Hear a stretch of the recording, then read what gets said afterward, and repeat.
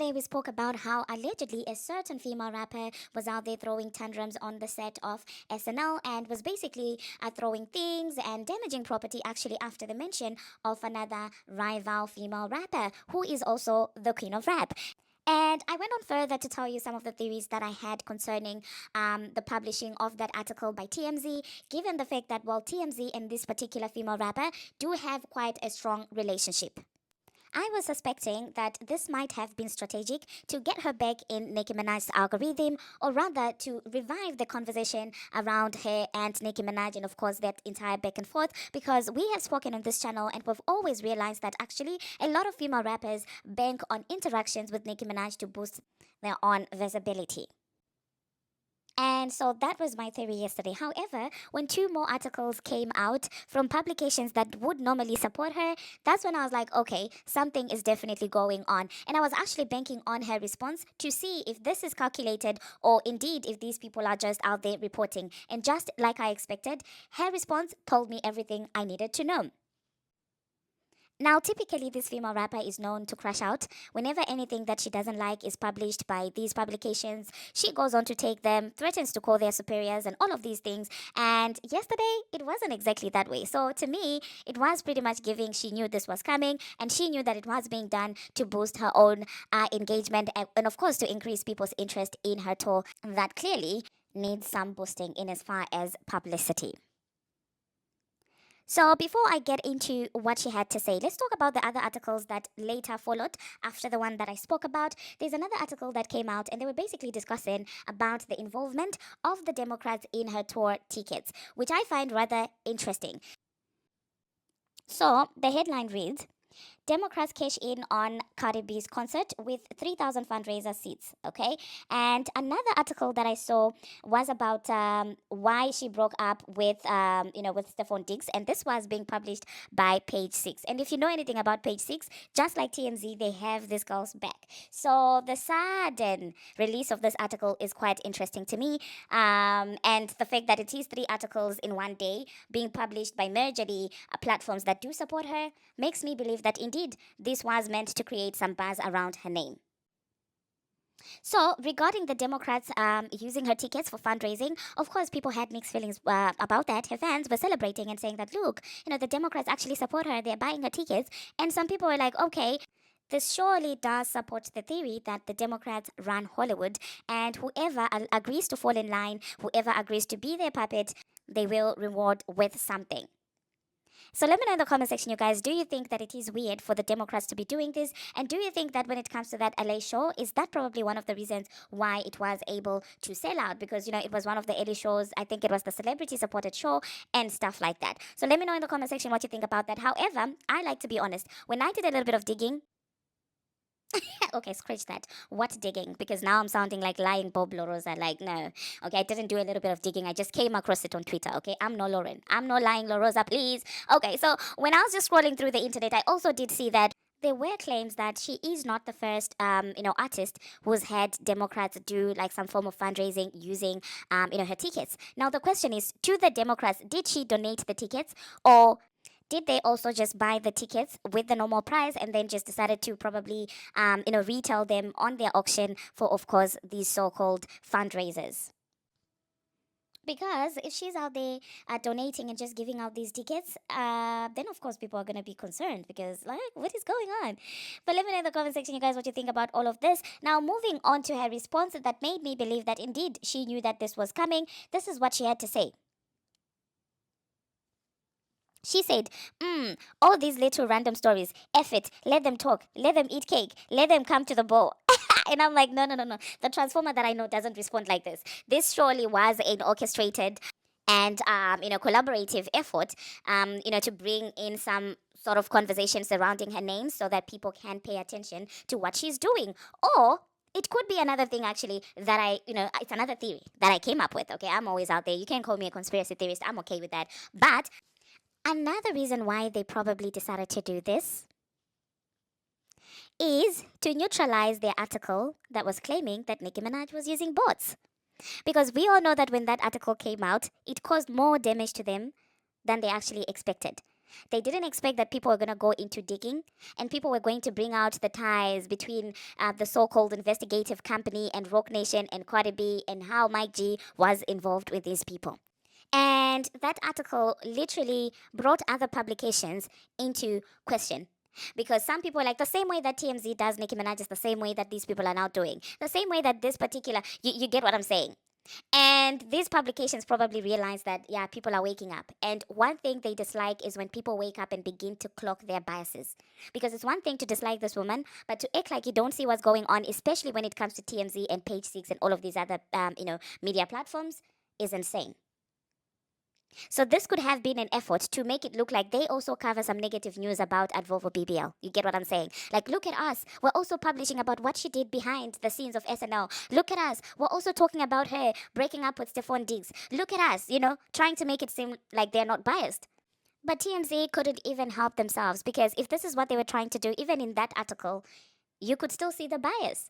So it's interesting to me that that came out after people on TikTok were going insane, clocking and pointing out how ridiculous it was that these people were accusing Nicki of using bots. And the fact that Cardi B herself even went on to start, to claim that that data is very real. That data is very real. She uses bots.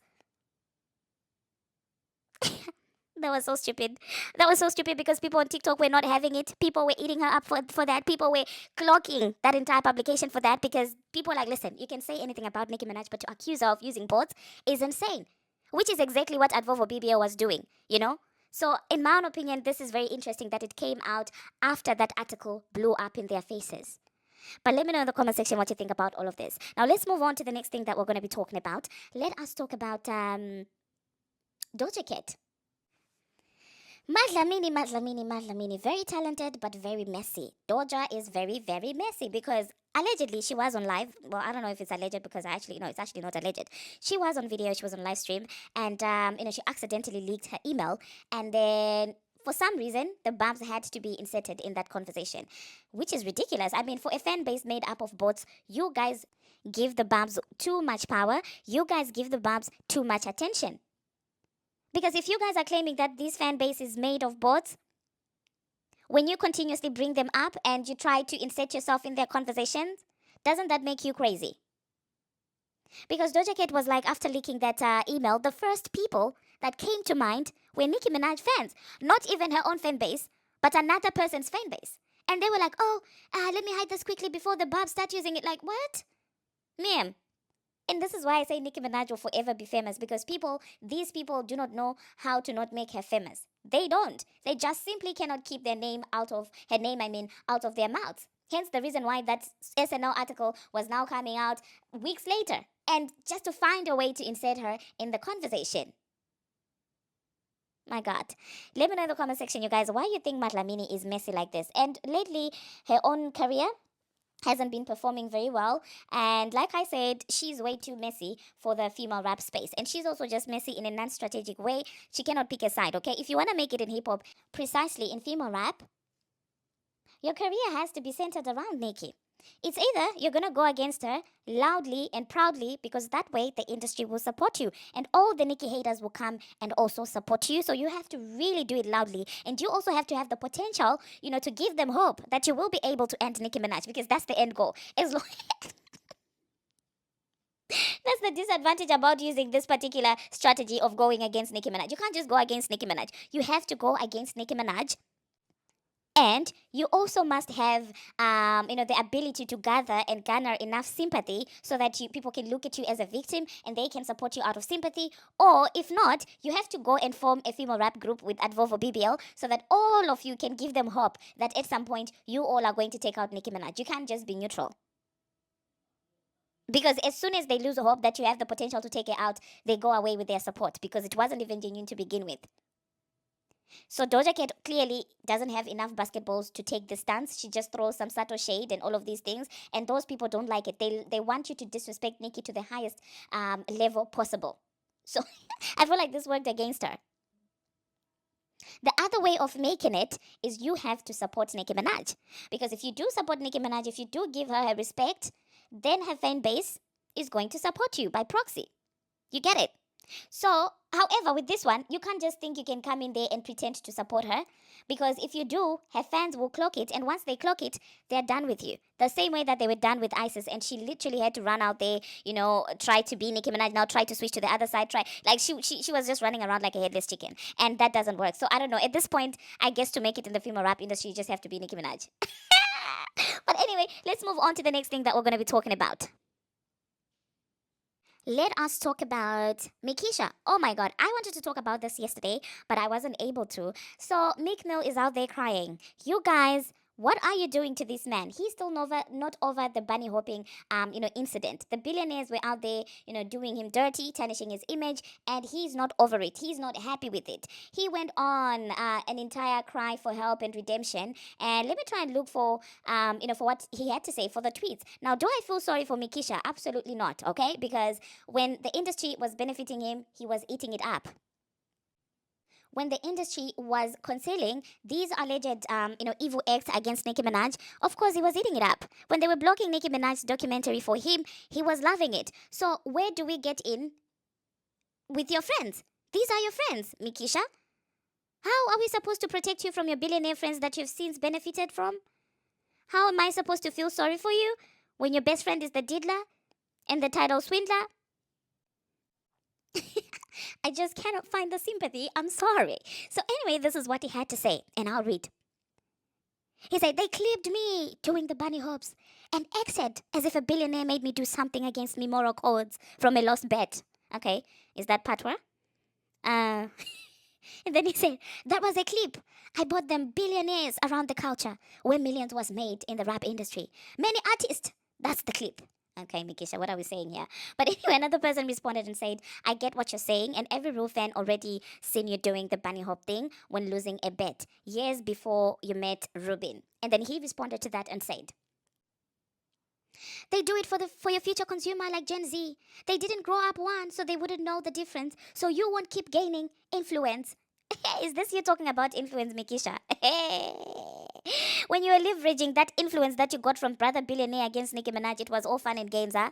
When I say this is the fate of many artists signed to the title swindler, or as Nicki likes to call him, the Brother Billionaire, you guys think we're jealous. When I say I worry for Bongo too, I'm talking about obviously the host. When I say I worry about her because once they are done with her, they're gonna discard her just the way they discarded Meek, you guys think I'm crazy. There was a time when Meek had way so much influence, but even he got discarded. So if Mikisha could get discarded, think about what they would do to a host. One they think actually is a liability. One who has been in and out of court regularly. What do you think those guys are going to do to her once they are done using her?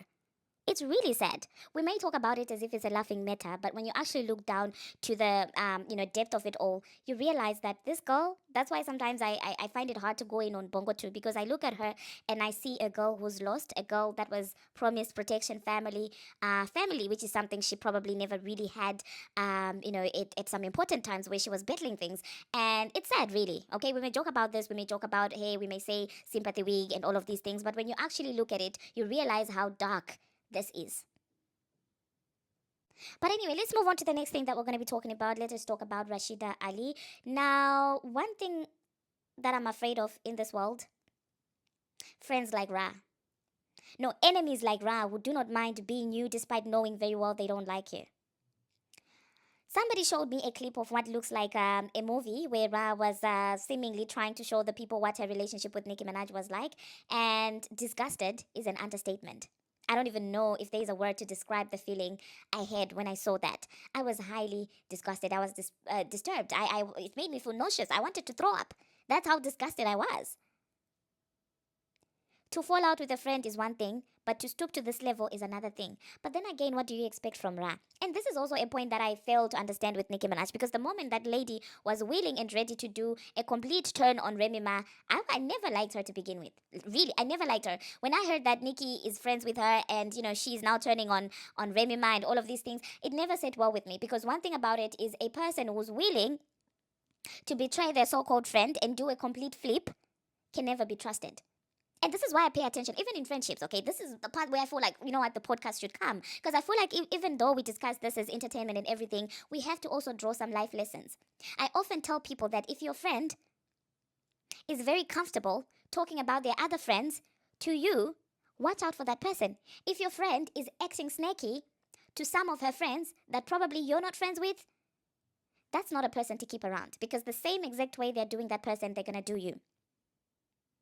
So I don't know, you guys. Let me know what you think about this Ra Ali situation. I'm disgusted. Like, she's doing too much at this point. Like, have some shame. Where is the shame? And the fact that Nicki has never publicly addressed her makes it even worse. Like, what do you want from this woman? At this point, it seems like she's desperate for public acknowledgement. You know, the thing is, when as a friend you start moving in a certain way, you start to publicly, directly disrespect your friend and all of these things, and they don't say anything. The next thing is you're going to do out of your way and do things, worse things, just to get a reaction from them. Because one thing that pains messy people is silence. When people pay them dust, they don't know how to behave. They become obsessive. You see how Jason Lee was like? You see how Jason Lee was like? They continue going and going and going. It becomes obsessive. And that person continues to pay them dust. And I feel like this is where Ra Ali is. She already messed up. So now she's just looking for vindication. And she knows she will get that vindication once Nicki Minaj breathes away. And that's what she's looking for. So whatever, it's disgusting. They even put in a track that sounds like Nicki's song. But knowing Nicki Minaj and how smart she is, I really don't think that she would, sacred information or important information she would tell Ra Ali. Because also, if she had that important information on Nicki Minaj or sacred information on Nicki Minaj with how she has been moving, she would have spoken about it. She would have spilled all the tea. So that only tells me that Nicki was keeping her at an arm's length. Nicki wasn't too comfortable with her. Because if she had any tea on Nicki Minaj, if she was that close to Nicki Minaj,